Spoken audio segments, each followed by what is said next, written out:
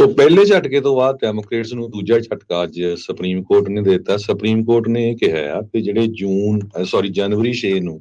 ਜਿਹੜੇ ਰਾਇਟਰਸ ਸੀਗੇ, ਦੰਗਾਕਾਰੀ ਸੀ, ਜਿਨ੍ਹਾਂ ਨੇ ਵਾਈਟ ਹਾਊਸ ਦੇ ਉੱਤੇ ਅਟੈਕ ਕੀਤਾ ਸੀ, ਉਹਨਾਂ ਦੇ ਵਿੱਚ ਕਹਿੰਦੇ ਪਈ ਹੰਡਰਡਸ ਆਫ ਜਿਹੜੇ ਲੋਕ ਸੀਗੇ, ਉਹਨਾਂ ਨੂੰ ਗਲਤ ਚਾਰਜ ਕੀਤਾ ਗਿਆ ਹੈਗਾ। ਕੱਲ ਡਿਬੇਟ ਵਿੱਚ ਵੀ ਪ੍ਰੈਜ਼ੀਡੈਂਟ ਟਰੰਪ ਨੇ ਕਿਹਾ ਬਹੁਤ ਸਾਰੇ ਲੋਕਾਂ ਦੀਆਂ ਜ਼ਿੰਦਗੀਆਂ ਖਰਾਬ ਹੋ ਗਈਆਂ, ਜਿਹੜੀ ਤੁਹਾਡੀ ਐਡਮਿਨਿਸਟ੍ਰੇਸ਼ਨ ਨੇ ਕੀਤਾ ਉਹਦੇ ਵਿੱਚ ਕੁਝ ਸ਼ਰਾਰਤੀ ਲੋਕ ਸੀਗੇ। ਸੋ ਉਹੀ ਜਿਹੜੀ ਆ ਅੱਜ ਸਵੇਰੇ ਜਿਹੜੀ ਯੂਐਸ ਦੀ ਸੁਪਰੀਮ ਕੋਰਟ ਨੇ ਜਿਹੜਾ ਡਿਸੀਜਨ ਦਿੱਤਾ ਹੈਗਾ ਵੀ 350 ਦੇ ਕਰੀਬ ਜਿਹੜੇ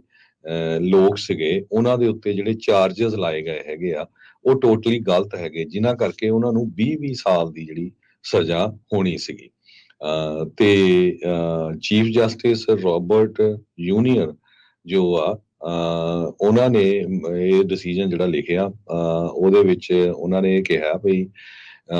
ਕਾਂਗਰਸ ਨੂੰ ਜਿਹੜਾ ਆ ਉਹ ਵੀ ਇਹਦੇ ਵੱਲ ਜਿਹੜਾ ਦੇਖਣਾ ਚਾਹੀਦਾ ਹੈਗਾ ਆ,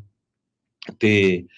ਜਿਹੜੇ ਸਾਰੇ ਕੇਸ ਆ ਇਹਨਾਂ ਦਾ ਜਿਹੜਾ ਅਸਰ ਆ ਹੁਣ ਪ੍ਰੈਜ਼ੀਡੈਂਟ ਟਰੰਪ ਦੇ ਕੇਸਿਸ ਤੇ ਵੀ ਪਊਗਾ, ਕਿਉਂਕਿ ਇੱਕ ਕੇਸ ਉਹਨਾਂ ਦੇ ਉੱਤੇ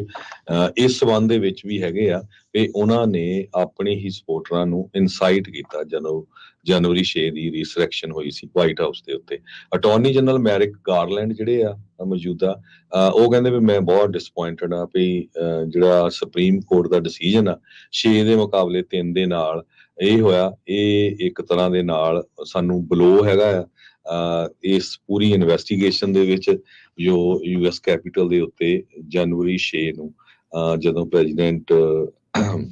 ਟਰੰਪ ਹੁਣੀ ਹਾਰ ਗਿਆ ਸੀ ਤੇ ਬਾਈਡਨ ਹੁਣੀ ਜਿੱਤ ਗਿਆ ਸੀ, ਉਸ ਟਾਈਮ ਦੇ ਉੱਤੇ ਜਿਹੜੇ ਰਾਇਟਸ ਹੋਇਆ ਉਹਨਾਂ ਦੇ ਜਿਹੜੇ ਕੇਸਾਂ ਦੀ ਇਨਵੈਸਟੀਗੇਸ਼ਨ ਚੱਲ ਰਹੀ ਉਹਦੇ ਵਿੱਚ ਵੀ ਅਸਰ ਪਊਗਾ। 1400 ਦੇ ਕਰੀਬ ਜਿਹੜੇ ਡਿਫੈਂਡੈਂਟ ਟੋਟਲ ਸੀਗੇ ਚਾਰਜ ਕੀਤੇ ਗਏ ਹੈਗੇ ਆ, ਜਿਨ੍ਹਾਂ ਚੋਂ 350 ਦੇ ਕਰੀਬ ਤਾਂ ਕਹਿੰਦੇ ਉਹਨਾਂ ਦੇ ਉੱਤੇ ਕੋਈ ਕੇਸ ਹੀ ਨਹੀਂ ਬਣਦਾ ਹੈਗਾ। ਜਿੱਦਾਂ ਭੀੜ ਹੁੰਦੀ ਆ, ਭੀੜ ਦੇ ਵਿੱਚ ਫਿਰ ਤੁਹਾਨੂੰ ਪਤਾ ਵੀ ਜਿਹੜੇ ਕਈ ਹਥਿਆਰ ਵੀ ਚੱਕੀ ਫਿਰਦੇ ਸੀ, ਹਾਲਾਂਕਿ ਕਈ ਜਿਹੜੇ ਆ ਫਿਰ ਨਾਅਰਿਆਂ ਵਾਲੇ ਵੀ ਹੁੰਦੇ ਆ, ਕਈ ਰੌਲਾ ਪਾਉਣ ਵਾਲੇ ਵੀ ਹੁੰਦੇ ਆ, ਪਰ ਫਿਰ ਜਦੋਂ ਚਾਰਜ ਹੁੰਦੇ ਆ ਫਿਰ ਤਾਂ ਸਾਰੇ ਇੱਕੋ ਜਗ੍ਹਾ ਹੀ ਹੁੰਦੇ ਆ। ਸੋ ਉਹ ਇਸ ਡਿਸੀਜਨ ਨੂੰ ਲੈ ਕੇ ਕਹਿੰਦੇ ਪਈ 80% 1400 ਲੋਕਾਂ ਦੇ ਵਿੱਚੋਂ ਜਿਹੜੇ ਆ ਉਹ ਚਾਰਜ ਕੀਤੇ ਗਏ ਹੈਗੇ ਆ, ਉਹਨਾਂ 'ਚ ਕਈ ਲੋਕ ਨਹੀਂ ਚਾਰਜ ਹੋਣੇ ਚਾਹੀਦੇ ਸੀ। ਜੀ ਜਿਹੜੇ ਮੈਰਿਕ ਗਾਰਲੈਂਡ ਆ ਅਟਾਰਨੀ ਜਨਰਲ, ਉਹਨਾਂ ਨੇ ਕਿਹਾ ਵੀ ਉਹ ਕੰਪਲਾਈ ਕਰਨਗੇ, ਜਸਟਿਸ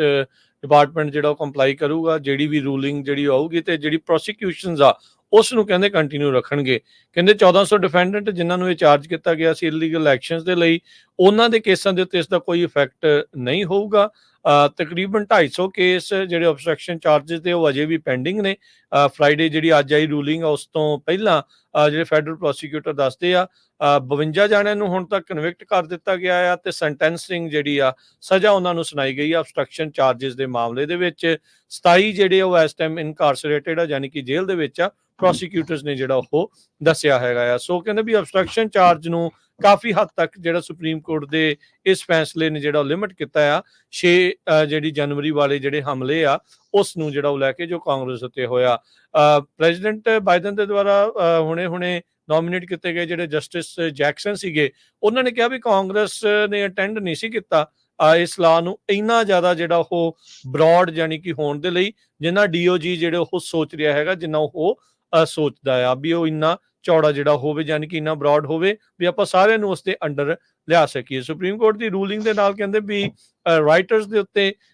ਇਫੈਕਟ ਜ਼ਿਆਦਾ ਪਊਗਾ ਟਰੰਪ ਹੁਣਾਂ ਦੇ ਨਾਲੋਂ। ਹਰ ਇੱਕ ਜਣਾ ਆਪੋ ਆਪਣੇ ਹਿਸਾਬ ਦੇ ਨਾਲ ਮੁਲਾਂਕਣ ਕਰਕੇ ਜਿਹੜਾ ਇਹ ਦੱਸ ਰਿਹਾ ਆ। ਟਰੰਪ ਹੁਣਾਂ ਦੀ ਇਮਿਊਨਿਟੀ ਦਾ ਜਿਹੜਾ ਡਿਸੀਜਨ ਆ ਸੁਪਰੀਮ ਕੋਰਟ ਦੇ ਵਿੱਚ ਆਉਂਦੇ ਸੋਮਵਾਰ ਨੂੰ ਕਹਿੰਦਾ ਵੀ ਇਸ ਦੇ ਉੱਤੇ ਹੋ ਸਕਦਾ ਆ। ਇਹ ਲਾਸਟ ਓਪੀਨੀਅਨ ਕਹਿੰਦੇ ਆ ਵੀ ਉਸ ਦਿਨ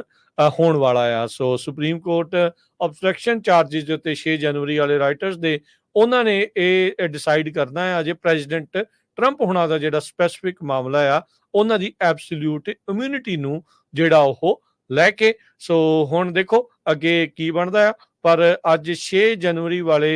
ਰਾਈਟਰਸ ਦੇ ਉੱਤੇ ਆਬਸਟਰਕਸ਼ਨ ਦੇ ਚਾਰਜਿਸ ਨੂੰ ਕਾਫੀ ਹੱਦ ਤੱਕ ਲਿਮਿਟ ਕੀਤਾ। ਐਮੀ ਕੌਨੀ ਬੈਰਟ ਜਿਹੜੇ ਕੰਜ਼ਰਵੇਟਿਵ ਜਸਟਿਸ ਮੰਨੇ ਜਾਂਦੇ ਆ, ਤੇ 2 ਜਿਹੜੇ ਲਿਬਰਲ ਆ ਉਹ ਇਸ ਤੇ ਉਲਟ ਆਏ ਆ, ਤੇ ਇਹ ਜਿਹੜੇ ਲਿਬਰਲ ਆ ਉਹ ਕੰਜ਼ਰਵੇਟਿਵ ਦੇ ਨਾਲ ਮਿਲ ਕੇ ਉਹਨਾਂ ਨੇ ਮੈਜੋਰਟੀ ਦੇ ਵਿੱਚ ਫੈਸਲਾ ਜਿਹੜਾ ਉਹ ਸੁਣਾਇਆ ਹੈਗਾ ਆ। ਅਬਸਟਰਕਸ਼ਨ ਲਾ ਜਿਹੜੇ ਜਸਟਿਸ ਰੋਬਰਟ ਆ, ਚੀਫ ਜਸਟਿਸ ਰੋਬਰਟਸ, ਉਹਨਾਂ ਨੇ ਕਿਹਾ ਵੀ ਜਿਹੜਾ ਅਬਸਟਰਕਸ਼ਨ ਦਾ ਲਾ ਆ ਉਹ ਇਸ ਤਰੀਕੇ ਦੇ ਨਾਲ ਵਰਤਣ ਲਈ ਨਹੀਂ ਸੀ ਜਿਹੜਾ ਉਹ ਬਣਿਆ। ਸੋ ਇਸ ਲਈ ਉਹਨਾਂ ਨੂੰ ਇਸ ਨੂੰ ਕਾਫੀ ਹੱਦ ਤੱਕ ਲਿਮਿਟ ਜਿਹੜਾ ਉਹ ਕਰ ਦਿੱਤਾ ਹੈ।